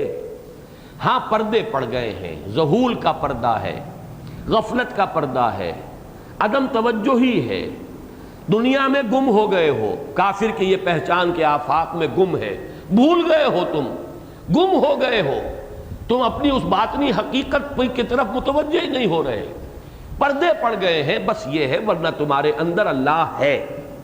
اللہ سے مراد اللہ کا علم، اللہ کی معرفت، اللہ کی محبت، یہ ساری چیزیں انسان کے اندر موجود ہیں، صرف یہ ہے کہ اس کے اوپر ظہور کے پردے پڑ گئے۔ یہی وجہ ہے کہ قرآن مجید دو الفاظ اس کی پورے قرآن مجید کے اعتبار سے اگر اس پہلو سے آپ دیکھیں گے، دو لفظ انتہائی اہم ہیں۔ ایک لفظ ہے آیت، جس کی جمع آیات۔ آیت کہتے ہیں نشانی کو۔ نشانی کا فائدہ کیا ہوتا ہے کہ نشانی کو دیکھ کر کوئی چیز یاد آ جاتی ہے۔ آپ کا کوئی دوست تھا، بہت عرصے سے ملاقات نہیں ہوئی، ذہن میں کبھی آیا ہی نہیں، آنکھ اوجل پہاڑ اوجل، اچانک کوئی چیز آپ کی نگاہ میں آئی جس کا تعلق اس دوست سے تھا۔ فرض کیجئے کوئی قلم اس نے کبھی دیا تھا، وہ ٹرنک میں سے نکل آیا، فوراً دوست یاد آ جائے گا، حالانکہ آپ نے کوئی جان کر کوئی محنت نہیں کی ہے، کوئی کانشس ایفرٹ، کوئی شعوری کوشش نہیں کی ہے کہ دوست کو یاد کروں میں بیٹھ کر، وہ تو خود بخود یاد آ گیا۔ کیوں آ گیا؟ اس لیے کہ وہ آپ کے ذہن میں تھا، صرف یہ تھا کہ اس کا آپ کے ذہن کی اور یادداشت جو ہے اس کے ذخیرے کی گہرائی میں اتر گئی تھی بات، صرف ایک نشانی سامنے آئی اور وہ آپ کے اس ذخیرے کی گہرائی سے ابھر کر شعور کی سطح پر اس کا جو ہے آپ کا احساس جو ہے وہ بیدار ہو گیا۔ یہ پروسیس ہے جس کو قرآن کہتا ہے تذکر۔ آیات تذکر، تذکیر، ذکرہ۔ یہ آیات الہیہ کیا ہیں؟ یہ یاد دہانی کے لیے، انہا تذکرہ، ذکرہ، انما انت مذکر۔ اے نبی آپ یاد دلانے والے ہیں، صرف آپ اللہ کو منوا نہیں سکتے کسی سے۔ جیسے یہ ہے کہ آپ کے دوست کا کوئی رومال آپ کو کسی نے دکھایا، کوئی یاد آیا آپ کو یاد آ جائے گا۔ فرض کیجئے یاد آ گیا، آپ ڈھٹائی سے کہتے نہیں مجھے یاد نہیں آیا، تو آپ کیسے ثابت کرا دیں گے کہ یاد آیا آپ کو؟ یہ تو انسان کے اپنی جو باطنی کیفیت ہے اسی پر دار و مدار ہوگا۔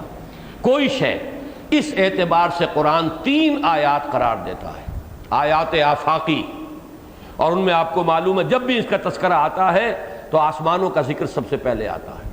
ان فی خلق السماوات والارض واختلاف اللیل والنہار والفلک التی تجری فی البحر بما ينفع الناس الی آخر الآیہ، یہ آیت الآیات۔ تو اس کا میں تعلق جوڑ رہا ہوں اس کا کانٹ کے جملے سے، دی اسٹاری ہیونز ابو، اس لیے کہ ان مخلوقات میں، کائنات میں سب سے زیادہ انسان جس شے سے متاثر ہوتا ہے وہ آسمان ہے۔ یہ آسمان، اس کی پہنائیاں، اس کی وسعتیں، اس میں یہ قمقمے جو روشن ہیں، اب اس کا جتنا علم ہمارا بڑھتا چلا جا رہا ہے، جتنا وسیع ہو رہا ہے، ابھی اس آسمان کے بارے میں ہمارا تصور اور وسیع ہو رہا ہے۔ اس کی پہنائیوں کا آج تک کسی کو کوئی اندازہ نہیں ہے۔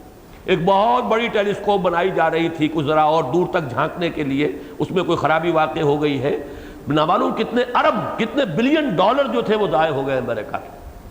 لیکن اتنی بڑی بھی اگر وہ کام کرتی تو ذرا دور اور آپ جھانک لیتے۔ اس کائنات کی تو کوئی انتہا ہے نہیں، اس کی تو یوں سمجھیے اتھاہ ہے اس کے کنارے، اس کی گہرائی۔ اس اعتبار سے دی اسٹاری ہیونز ابو، اور اس کو آپ سمجھ لیجئے نمائندہ کس بات کا؟ کل مخلوقات۔ ان فی خلق السماوات والارض واختلاف اللیل والنہار والفلک التی تجری فی البحر بما ينفع الناس وما انزل اللہ من السماء من ماء فاحیا به الارض بعد موتها وبث فیها من دابۃ وتصریف الریاح والسحاب المسخر بین السماء والارض لآیات لقوم یعقلون، نشانیاں ہیں۔ برگ درختان سبز در نظر ہوشیار، ہر ورق دفتر است از معرفت کردگار۔ غور کرو تو ایک ایک پتا معرفت خداوندی کا دفتر ہے، اس میں فیکٹری لگی ہوئی ہے فوٹو سنتھسس کی، یہ سولر انرجی کو جذب کر رہا ہے یہ پتا، یہی انرجی ہے جو پتے کی اس فیکٹری میں سے ہو کر لکڑی کی شکل میں آپ کے پاس سٹور ہو گئی ہے، اسے جلاتے ہیں اور وہ سورج کی تمادت اس میں سے آپ نکال لیتے ہیں۔ وہ آپ کی سب سے پہلی سورس آف انرجی تھی نوع انسانی کی، لکڑی جلا کر انرجی حاصل کرنا، اور یہ اس انرجی کی سورس کیا ہے؟ سولر انرجی ہے یہ، جس کو پتوں نے جذب کیا ہے اور فوٹو سنتھسس کے عمل سے اس کی شکل تبدیل کی ہے اور سٹور کر دیا ہے آپ کے پاس انرجی کا لکڑی کی شکل میں۔ تو غور کریں، سوچیں، کائنات کے اندر جہاں ہر چہار طرف یہ نشانیاں ہیں اللہ کی، دیکھو اور یاد کرو۔ اگر یاد نہیں آیا اللہ تو کوئی دلیل نہیں منوا سکتی۔ فذکر انما انت مذکر، دیکھ کس قدر پیارا مقام ہے وہ۔ افلا ينظرون الى الابل كيف خلقت والى السماء كيف رفعت والى الجبال كيف نصبت والى الارض كيف سطحت فذکر انما انت مذکر لست علیہم بمسیطر۔ کیا دیکھتے نہیں یہ اونٹ کو کیسے تخلیق کیا گیا؟ کیا دیکھتے نہیں زمین کو کیسے بچھا دی گئی؟ کیا دیکھتے نہیں آسمان کو کیسے بلند کیا گیا؟ کیا دیکھتے نہیں پہاڑوں کو کیسے گاڑ دیے گئے؟ اے نبی آپ تو یاد دہانی کرائیے، آپ کا کام یاد دہانی کرانا ہے، آپ کو ان پر داروغہ نہیں ہے، زبردستی نہیں منوا سکتے آپ تو یاد دہانی کرائیے۔ تو ایک آیات آفاقی ہیں، ایک آیات انفسی ہیں، جس کو اقبال نے کہا ہے کہ اپنے من میں ڈوب کر پا جا سراغ زندگی، اور قرآن بھی کہتا ہے وَفِي أَنفُسِكُمْ أَفَلَا تُبْصِرُونَ، ذرا کبھی جھانکو تو صحیح، اپنے اندر جھانکو، تمہیں گواہی ملے گی، اللہ کی گواہی تمہاری اندر جو ہے، تمہاری روح میں، تمہارے قلب میں معرفت خداوندی کی قندیل روشن ہے، تمہاری روح کی گہرائیوں میں محبت خداوندی کی دھیمی دھیمی آنچ جو ہے موجود ہے، لیکن تم ادھر توجہ نہیں کرتے۔ ستمست گر ہوست کشد کے بے سیر سر و سمندرا، تجھے غنچہ کم نہ دمیدئی درے دل کشا بچمن درا۔ تم یہ باہر ہی کے باغات کی سیریں کرتے رہتے ہو، پھول دیکھتے ہو، کیاریاں دیکھتے ہو، تم خود بھی ایک غنچے سے کم نہیں ہو۔ کبھی اپنے دل کے کواڑ کھولو اور کبھی اپنے اندر جھانکو، اپنے من میں ڈوب کر پا جا سراغ زندگی۔ آیات آفاقی، آیات انفسی اور آیات قرآنی، آیات بینات، یہ بھی در حقیقت اشارے ہیں۔ آپ کے اندر ایک لیٹنٹ کانشسنس ہے، ڈورمنٹ اینڈ لیٹنٹ کانشسنس، چھپی ہوئی ہے وہ معرفت آپ کے اندر، وہ خوابیدہ معرفت ہے، اسے جگانے کے لیے، اسے سٹیمولیٹ کرنے کے لیے، اسے بیدار کرنے کے لیے یہ آیات بینات ہیں جو اللہ نے نازل کی ہیں۔ ان کے حوالے سے اللہ کی معرفت، اللہ کی محبت، اللہ پر ایمان تمہارے اپنے اندر سے ابھرے گا، خارج سے اللہ کی ذات کو ثابت نہیں کیا جا سکتا کسی حسی دلیل سے، نہ کسی عقلی اور منطقی دلیل سے۔ یہ خلاصہ ہے پہلی بات کا۔ علامہ اقبال نے اس کو کیسے کہا ہے؟ اب چونکہ ظاہر بات ہے یہ انداز تو ہوتا اگر وہ درس قرآن دیتے، وہ تو فلسفے کی زبان میں بات کر رہے تھے، انہوں نے اس کو یوں بیان کیا، اور بڑا پیارا انداز ہے یہ، میں سمجھتا ہوں کہ کسی بھی نوجوان کو سمجھانے کے لیے بہترین اسلوب ہے کہ دیکھیے آپ کسی سے پوچھئے کہ یقین کیسے پیدا ہوتا ہے انسان میں، پہلا جواب آئے گا یقین تجربے سے پیدا ہوتا ہے۔ شاید بہت سے حضرات کے لیے بات نہیں ہو، میں وضاحت کر دوں۔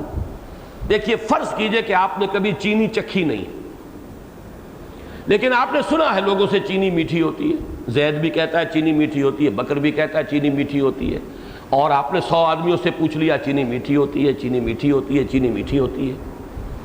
آپ کو ایک گمان قائم ہو جائے گا، چاہے وہ ظن غالب کے درجے میں ہو، تو بھئی اتنے لوگ کہہ رہے ہیں تو آخر جھوٹ تو نہیں ہوگی بات، کیوں دھوکہ دینا چاہیں گے مجھے وہ؟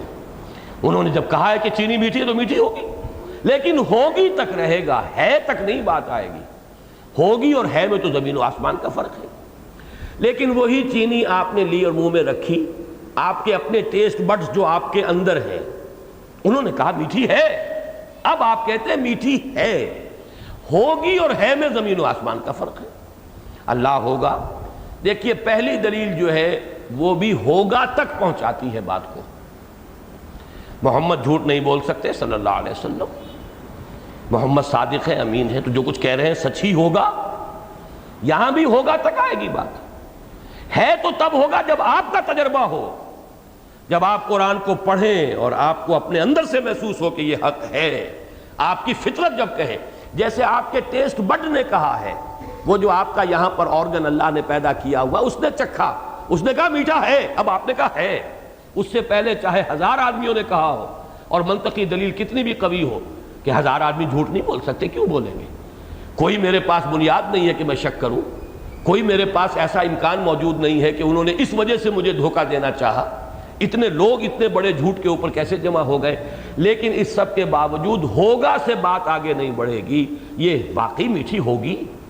میٹھی ہے کب ہوتا ہے؟ جبکہ آپ نے خود چکھ لیا، آپ کا ذاتی تجربہ ہو گیا۔ یہ ہے وہ بات کہ اس سے ایک بات ثابت ہو گئی کہ یقین جس شے کا نام ہے، جس کو آپ کنوکشن کہتے ہیں، یقین، وہ کنوکشن اور یقین تجربے سے پیدا ہوتا ہے، ایکسپیرینس۔ اب علامہ نے اس پر جو بات کہی ہے، جو ان کا بہت بڑا میں سمجھتا ہوں کنٹریبیوشن ہے، انہوں نے ثابت کیا ہے کہ تجربہ ایک خارجی ہوتا ہے، ایک باطنی ہوتا ہے۔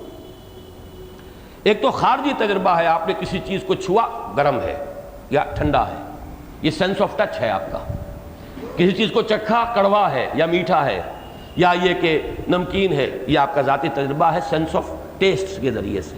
سونگھا، یہ خوشبو ہے، یہ بدبو ہے، یہ فلاں ہے، یہ عطر گلاب ہے، اور یہ جو ہے عطر خس ہے، یہ آپ کا اسمیلنگ کی سینس ہے۔ آپ نے دیکھا، سنا، یہ سننا، دیکھنا، چکھنا، چھونا، یہ تمام کیا ہے؟ سونگنا، یہ آپ کے ایکسٹرنل آرگنز ہیں۔ ان ایکسٹرنل سینس آرگن سے جو معلومات حاصل ہوئیں وہ تجربہ بنا آپ کا خارجی۔ ایک تجربہ باطنی ہے۔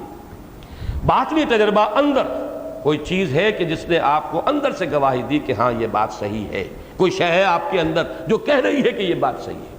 تو اقبال نے بڑی گہرائی کے ساتھ ثابت کیا ہے، اور اس کے بعد آگے انہوں نے منزل بنائی ہے۔ ایک خارجی جو تجربہ ہے وہ دھوکہ دے سکتا ہے، باطنی تجربہ دھوکہ نہیں دیتا آدمی، اس لیے کہ آپ کو معلوم ہے، یہ تو عام چیزیں ہیں جو گفتگو میں آتی ہیں۔ ایک زیادہ گرم شے کو چھونے کے بعد آپ نے کم گرم کو چھوا، آپ کو وہ ٹھنڈی معلوم ہوگی۔ ٹھنڈی چیز کو چھونے کے بعد اس کو چھوئیں گے وہ گرم معلوم ہوگی۔ شے ایک ہی ہے، ایک وقت میں آپ کا ہاتھ یہ بتا رہا ہے یہ گرم ہے، اور دوسرا ہاتھ جو آپ نے ٹھنڈی شے سے ہٹا کر اس پر رکھا تھا وہ بتا رہا ہے کہ یہ تو گرم ہے، گرم سے ہٹایا تھا وہ بتا رہا ہے ٹھنڈی ہے۔ معلوم ہوا کہ آپ کا سینس آف ٹیسٹ جو ہے وہ دھوکہ دے رہا ہے۔ ہیلوسینیشنز ہوتی ہیں، آدمی کے کان بجنے لگتے ہیں، وہ سنتا ہے حالانکہ کوئی آواز باہر موجود نہیں ہوتی۔ تو معلوم ہوا کہ external experience is not dependable, اس میں دھوکہ ہو سکتا ہے انسان کے ساتھ، لیکن اصل تجربہ جو ہے انسان کا وہ باطنی ہے اور اس میں کوئی دھوکہ نہیں۔ یہ ہے اصل میں جس کی بنیاد پر انہوں نے فرم کیا ہے، یہ باطنی تجربہ ہے انسان کا جو اللہ کے وجود، اور اسی کو ہمارے سابق شعراء نے بڑی خوبصورتی سے دور بینان بارگاہ الست جس پہ برداند کے ہست، یہ ہست ہے ضرور، کیا ہے کیسا ہے یہ دوسری بات ہے ضرور، کوئی تو ہے، کوئی معشوق ہے اس پردہ زنگاری میں۔ یہ جو ہے ایک انسان کا دل اندر سے گواہی دیتا ہے، یہ کائنات بغیر کسی کے بنائے نہیں بنی، منطقی طور پر نہیں، یہ ہمارے اندر ہے کوئی شے کہ جو اس بات کی گواہی دے رہی ہے۔ کہ کوئی ہے جس کا یہ ظہور ہے، کوئی ہے جس کی صفات کا یہ ہمیں مشاہدہ کر رہا ہوں پوری کائنات کے اندر۔ ہست، اسی لیے ایک بڑا پیارا لفظ استعمال کیا علامہ اقبال نے، یہ انگریزی کے دو الفاظ کانسیپٹ اور پرسیپٹ، ان دونوں کو ذہن میں رکھیے۔ پرسیپشن ہوتی ہے آپ جب محسوس کرتے ہیں کسی شے کو، یہ پرسیپشن ہے۔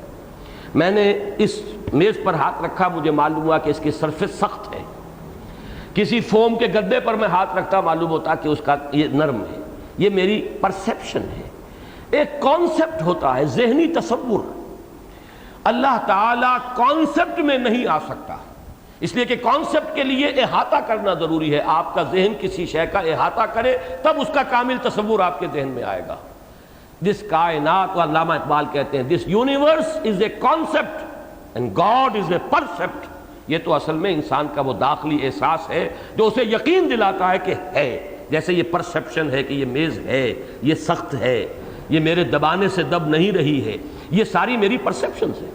کانسیپٹ ہے اس کمرے کے بارے میں، میں نے ایک کانسیپٹ اپنے ذہن میں قائم کیا، اتنا لمبا ہے، اتنا چوڑا ہے، اس لیے کہ میرے وہ حواس ظاہری اس کا احاطہ کیے کر رہے ہیں، میں نے دیکھ لیا اس کی کل طول اور عرض کو، لیکن اللہ تعالیٰ کی ذات اس سے ماورا ہے، اس کا کانسیپٹ قائم نہیں ہو سکتا۔ اسی کو ہمارے جو صوفیاء ہیں وہ کہتے ہیں وراء الورا ثم وراء الورا ثم وراء الورا، ہمارے وہم سے، ہمارے تخیل سے، ہر شے سے ورا ہے، کوئی ہمارا تخیل تصور، اس کا کوئی بھی خیال اور تصور نہیں۔ اے بروں از وہم و قیل و قال من، ہم میرے تمام قیل و قال سے اور وہم سے اور تصور سے تخیل سے، وراء الورا ثم وراء الورا ثم وراء الورا۔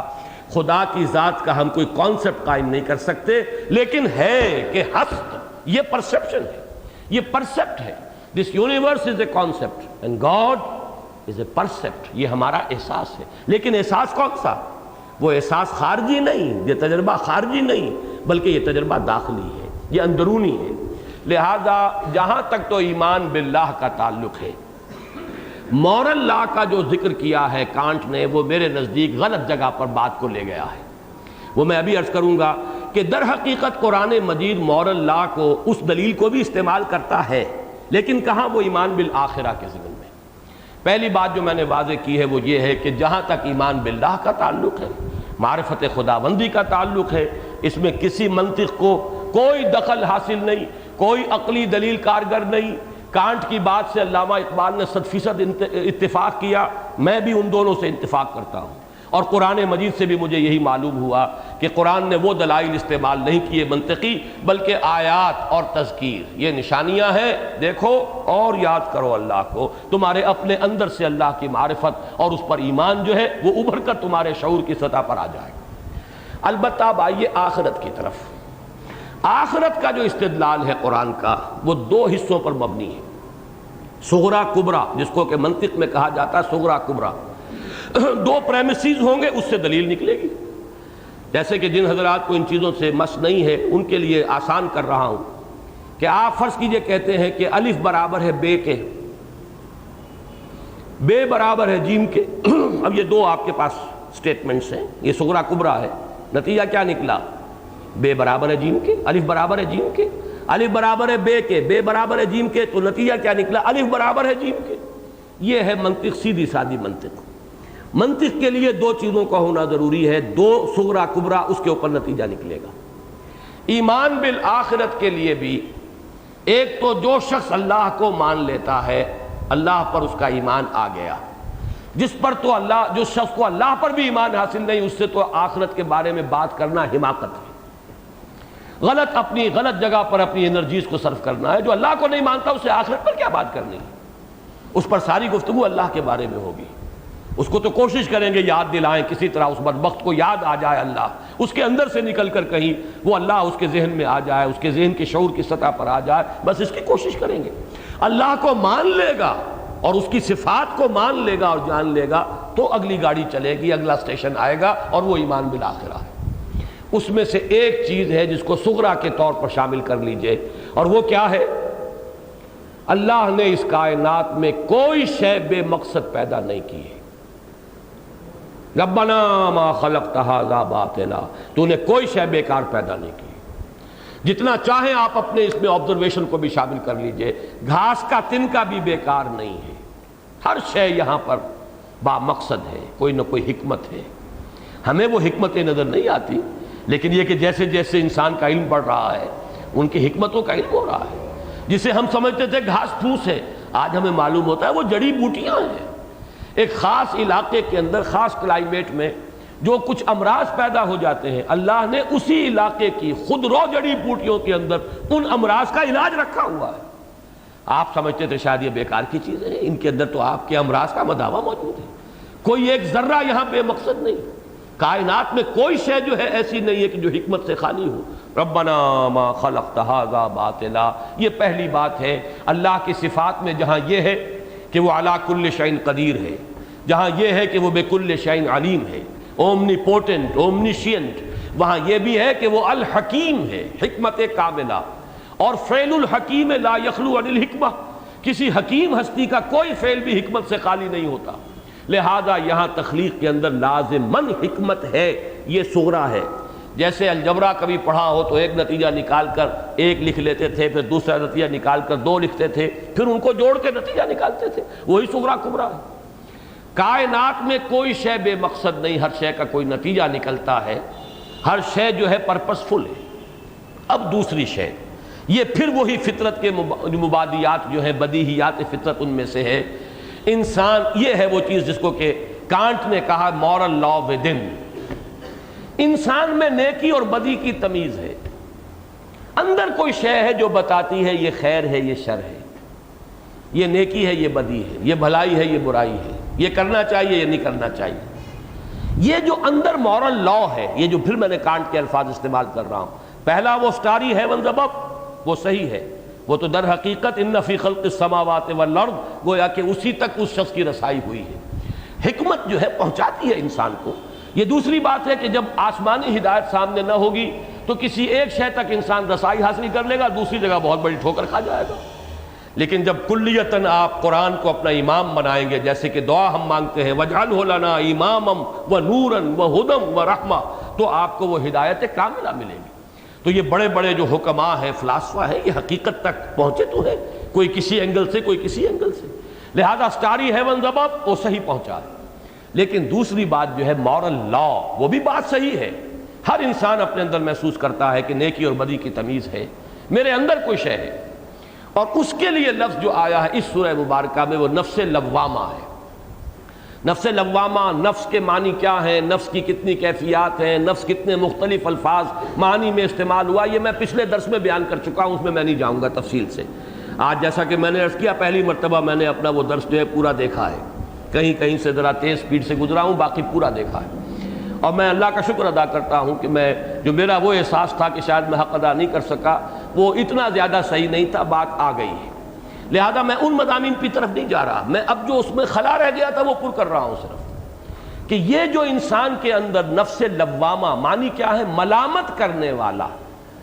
لاما یلومو کے معنی ہے ملامت کرنا، تم نے یہ کام اچھا نہیں کیا، یہ کام تم نے غلط کیا ہے، یہ تم نے بات صحیح نہیں کہی ہے، تم نے فلاں شخص کو دھوکہ دیا ہے، تم یہ شے جو کھا رہے ہو تمہیں حق نہیں پہنچتا۔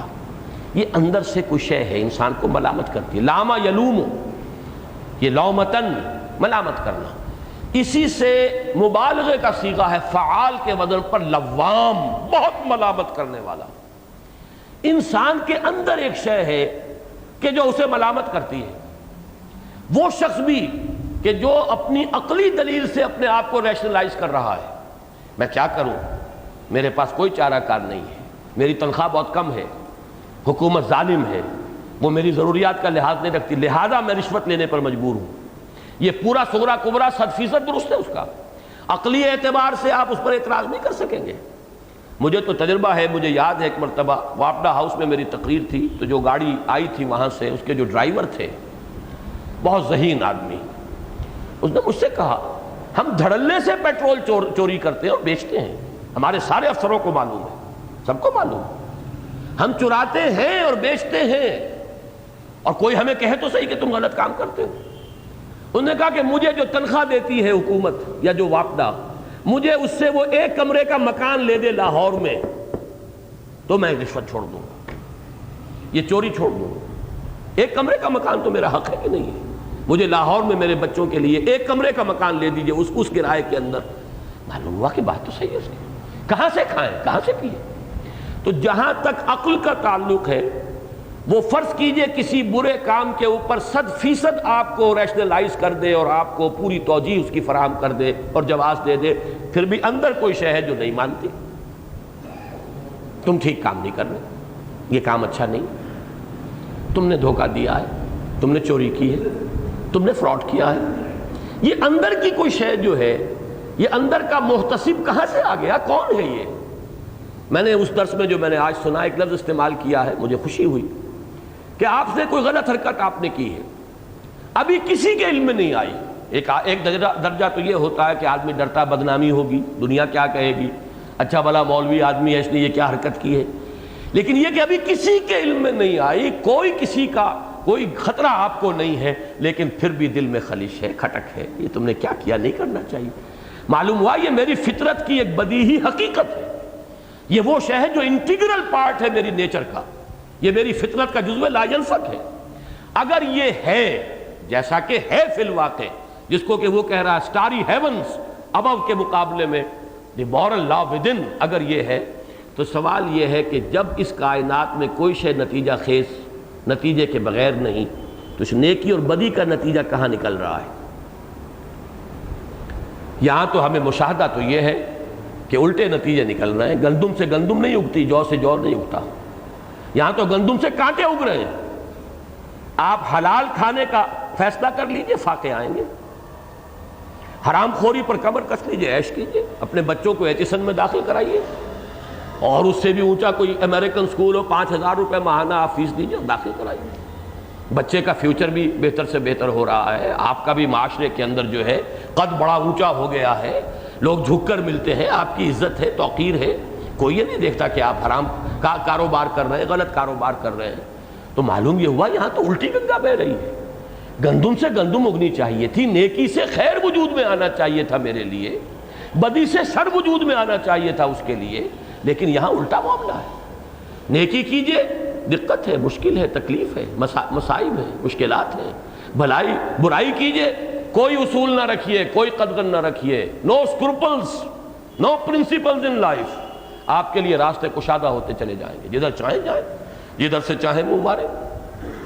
معلوم یہ ہوا کہ یہ دنیا اس اعتبار سے نامکمل ہے، اگر وہ صغرا کبرا اپنی جگہ پر قائم ہے کہ نیکی نیکی ہے، بدی بدی ہے، یہ سراب نہیں ہے، یہ دھوکہ نہیں ہے، یہ میرے دماغ کا فطور نہیں ہے، یہ میری فطرت کی گواہی ہے، اور اگر یہ صحیح ہے کہ یہاں کوئی شے پرپس لیس نہیں ہے، بے نتیجہ نہیں ہے، ہر شے کا نتیجہ نکلتا ہے، گندم از گندم بے رویت جو سے جو، اگر یہ حقیقت ہے تو مشاہدہ اس کے برعکس ہے، اس دنیا میں مورل لا آپریٹو نہیں ہے، اگر ہے تو بہت لیمیٹیشنز کے ساتھ آپریٹو ہے۔ آپ نے یہ پولیس کا محکمہ کیوں بنایا؟ چوروں کو پکڑے، عدالتیں کیوں بٹھائیں؟ تاکہ ان کو سزا ہو، جیلیں کیوں بنائیں؟ تاکہ انہیں سزا دی جائے۔ لیکن آپ کو معلوم ہے اول تو چور کا پکڑا جانا، اس میں لاکھوں there is many a slip between the cup and the lip، پھر پکڑا جائے تو اس پہ ثابت ہونا، نہ معلوم کتنے ذہین وکلاء موجود ہیں جو گواہوں کو جو ہے چٹکیوں کے اندر اڑا دیں گے، بٹھا دیں گے، ان کو ان کی گواہی ساقط الاعتبار کر دیں گے۔ پھر رشوت بھی بہت بڑی شے ہے، بہت بڑا معبود ہے اس دور کا، جیسے وہ شفعاء کہتے تھے ہمارے شفعاء ہیں اللہ کے ہاں، تو رشوت جو ہے اس دور میں بہت بڑی شفیع ہے۔ اب ظاہر بات ہے ان تمام مراحل سے بھی گزر کر فرض کیجئے کہ آپ نے جو سزا دی، کیا سزا دے لیں گے؟ واقعہ یہ ہے کہ سزا جو آج کل ایک تصور ہے، بہت صحیح تصور ہے جو آج کل ہماری شرعی عدالت کے سامنے ہے، کہ یہ جو جیل میں ڈال دینا، یہ سزا کیا ہوئی؟ اس بدبخت کو کوئی سزا نہیں ملی، سزا اس کے خاندان کو مل رہی ہے۔ اسے کیا سزا ملی؟ سزا اس کے چھوٹے بچوں کو مل رہی ہے، سزا اس کی بیوی کو مل رہی ہے کہ جو جیتے جی گویا کہ بیوہ ہو کر رہ گئی ہے۔ فرض کیجئے کہ کسی شخص کو 14 سال کی قید ہو گئی ہے، 8 سال کی قید ہو گئی ہے، وہ نہ شادی شدہ میں رہی ہے اور نہ وہ بیواؤں میں ہے، تو سزا تو ان کو مل رہی ہے، اس کو کیا سزا ملی؟ وہاں آپ اسے کھانے کو بھی دیں گے، وہاں اگر کہیں امریکہ کی جیل ہے تو عیش ہوں گے، وہاں تو اچھے بھلے آدمی کو شاید عام جیل سے باہر وہ شاید نہ ملتی ہو جو جیل کے اندر ملتی ہے، تو سزا کیا ہوئی؟ اس سے بھی زیادہ مثال جو نمایاں میں نے دی ہے اس درس کے اندر کہ فرض کیجئے ایک 80 برس کا بوڑھا جو ایک جوان آدمی کو قتل کر دیتا، وہ 80 برس کا بوڑھا جو ہے وہ ٹریگر دبانا ہے نا، اور تو کوئی تلوار بھی نہیں چلانی آج تو کہ کوئی زور لگے اس میں، ایک انگلی کی حرکت ہے، مار دیا۔ اب فرض کیجئے وہ شخص پکڑا بھی جائے، وہ تو پکڑا جانا، اس پر سزا کا ثابت ہونا، سزا کا فی الواقع اناؤنس ہو جانا، پھر یہ کیا سزا دیں گے؟ پھانسی دے دیں گے اس کو۔ پھانسی سے کیا سزا ہو گئی برابر اس کو اس جرم کی جو اس نے کیا ہے۔ ایک جوان عورت بیوہ ہوئی ہے، چھوٹے چھوٹے بچے یتیم ہوئے ہیں، ان کے سر پر سے باپ کا سایہ اٹھ گیا ہے، وہ بچے ممکن ہے آوارہ ہو جائیں، وہ منفی کردار کے حامل بن کر اٹھے معاشرے کے اندر، وہ ڈاکو بنے، چور بنے، جیب کترے بنے، انتقام لے معاشرے سے، وہ نہ معلوم کیا کچھ کریں گے۔ یہ خرابی نہ معلوم کہاں سے کہاں تک جا رہی ہے۔ اس بوڑھے آدمی کو پھانسی پر لٹکا دینے سے کیا سزا مل گئی اسے؟ معلوم ہوا کہ یہ مورل لا اس کائنات میں، اس دنیا میں، اس عالم میں آپریٹو نہیں ہے، اگر ہے تو بہت ہی معمولی۔ بلکہ ایک بات جو کئی بار میں نے عرض کی ہے اس کو ذہن میں لے آئیے، قوموں کی سطح پر تو آپریٹو ہے، لیکن وہ لمبا معاملہ ہوتا ہے، صدیوں کا معاملہ ہوتا ہے۔ قومیں گرتی ہیں، ابھرتی ہیں، ابھرنا بھی صدیوں کا معاملہ، گرنا بھی صدیوں کا معاملہ، وہ نظر نہیں آتا۔ قوموں کی سطح پر، تہذیبوں کی سطح پر، تمدنوں کی سطح پر یہ مورل لا اس دنیا میں بھی آپریٹو ہے۔ قوم گر جائے گی یا قوم ابھرے گی۔ افراد کی سطح پر یہ اس کی بہت ہی لیمیٹیشن ہے، بلکہ یوں سمجھیے کل عدم ہے، آپریٹو نہیں۔ لہذا ایک دوسری زندگی ہونی چاہیے جس میں انسان کو بھرپور بدلہ مل جائے اس کے پورے کیے کا۔ وہ زندگی بھی ایسی ہو جو ختم ہونے والی نہیں ہے۔ اگر ایک گناہ کا اثر پہنچا ہے 100 برس تک، آئندہ نسل تک، ایک جرم ناحق تھا جو قتل ناحق کیا تھا قابیل نے حابیل کا، قرآن یہ کہتا ہے کأنما قتل الناس جمیعا، اس نے وہ بدعت شروع کی ہے کہ جتنے بھی قتل دنیا میں ہو رہے ہیں اس کا گناہ جو ہے وہ قابیل کے کھاتے میں درج ہوگا۔ اب اگر زندگی ہی 100 برس کی ہو تو قابیل کو کتنی سزا مل جائے گی؟ یہاں تو وہ زندگی چاہیے کہ وہ اس کے اندر پھر کوئی اختتام کا پہلو نہ ہو، بھرپور سزا اور بھرپور جزا۔ جزا میں نے مثال دی ہے اپنے سابقہ درس میں، اولیاء اللہ، صلحاء، اتقیاء، اور سب سے اوپر محمد الرسول اللہ۔ انہوں نے اپنی توانائیاں، اپنی قوتیں، اپنی صلاحیتیں، بہترین جو آپ کے اندر صلاحیتیں تھیں ان کو کس کام کے لیے لگایا؟ ہمارے لیے، پوری نوع انسانی کے لیے، خیر کا کلمہ پہنچانے کے لیے، ہدایت کی بات کی تبلیغ کے لیے، دین کے غلبے کے لیے۔ اپنے لیے کچھ حاصل نہیں کیا، فقر اور فاقہ، پھٹے ہوئے کپڑے، یہ محمد الرسول اللہ نے دنیا سے لیا۔ اپنے اہل خانہ کے لیے بھی فاقے، اپنی نور چشم کے لیے بھی، یہ کہ تمہارے لیے بھی اگر ہے میرے پاس تو یہ صرف تسبیح ہے، یہ لے جاؤ تسبیح فاطمہ، باقی یہ کہ یہ کنیز اور غلام تمہارے لیے نہیں ہے۔ تو اب ان کو بدلہ کون دے اور کتنی زندگی چاہیے ان کے بدلے کے لیے؟ معلوم یہ ہوا کہ وہ زندگی جو ابدی ہو، غیر مختتم ہو، کبھی نہ ختم ہونے والی ہو، اسی میں ہر فرد کو اس مورل لا ودن کے مطابق اسے بھرپور جزا یا سزا ملے، یہ عقل اور منطق کا تقاضا ہے۔ یہاں ہے در حقیقت ایمان بالآخرہ کے ضمن میں قرآن مجید اس مورل لا کو اپنے اس استدلال کی اہم کڑی کی حیثیت سے اختیار کرتا۔ یہی وجہ ہے کہ بار بار جیسے کہ سورہ نون میں ہم نے پڑھا تھا افنجعل المسلمین کالمجرمین ما لکم کیف تحکمون، کیا ہم اپنے فرما برداروں کو اور اپنے مجرموں کو برابر کر دیں گے؟ تمہیں کیا خیال ہو گیا؟ تمہیں کیسی احمقانہ باتیں کرتے ہو؟ وہ ہمارے وفادار بندے جنہوں نے ہم سے عہد وفا استوار کیا اور اس کو نبھایا، اور وہ غدار ہمارے باغی جنہوں نے ہمارے قانون کی دھجیاں بکھیری۔ کیا یہ اندھیر نگری ہے ہماری یہ حکومت؟ کیا چوپٹ راج ہے؟ کیا جزا و سزا نہیں ہوگی؟ کیا ان کو خلعتیں نہیں ملیں گی؟ اور کیا ان کو سزائیں نہیں ملیں گی؟ کیسی احمقانہ باتیں کرتے ہو؟ الیس اللہ باحکم الحاکمین، کیا اللہ تعالیٰ تمام حاکموں سے بڑا حاکم نہیں ہے؟ کوئی حاکم دنیا میں ہے جو اپنے غداروں کو سزا نہ دے، اپنے وفاداروں کو وہ خلعتیں نہ دے، جاگیریں نہ دے؟ کوئی حاکم ہے؟ کوئی خطابات نہ دے؟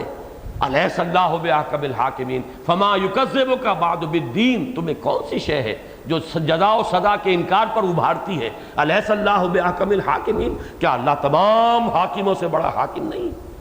معلوم یہ ہوا کہ یہ عقلی دلیل جو کہ دو کمپوننٹس ہیں اس کا صغرا کبرا علیحدہ علیحدہ. ایک کا تعلق ایمان باللہ سے ہے. جب اللہ کو مانا اسے علی کل شیء قدیر مانا، حکیم مانا اور علیم مانا، قدیر مانا، تو اس کی حکمت کا تقاضا یہ ہے کہ کوئی شے یہاں بے نتیجہ نہ ہو، بے مقصد نہ ہو، پرپز لیس نہ ہو. میننگ فل ہے یہ کریشن، بامانی ہے. نمبر دو، تمہارے اندر ایک قانون ہے، ایک حس ہے، اخلاقی حس، جس کو تم محسوس کر سکتے ہو. اگر انکار کر دو ٹھیک ہے، میرے پاس کوئی دلیل نہیں ہے کہ منوا سکوں آپ سے، لیکن یہ ہے کہ انسانوں کی اکثریت، عظیم اکثریت تسلیم کرے گی کہ ہاں ہے. مورل لا ودن ایک حقیقت ہے جس کی طرف کانٹ نے اشارہ کیا، جس کو ہر انسان تسلیم کرتا ہے. جب وہ کہتا ہے میرا ضمیر مجھے ملامت کر رہا ہے، کس بلا کا نام ہے ضمیر؟ کون سی شے ہے یہ؟ ضمیر نام کا کوئی آرگن نہیں ہے، فزیولوجی میں نہیں پڑھایا گیا ہمیں کہ کہاں ضمیر ہوتا ہے، کہاں جسم کے کون سے حصے میں. We don't know it. ضمیر کس شے کو کہتے ہیں؟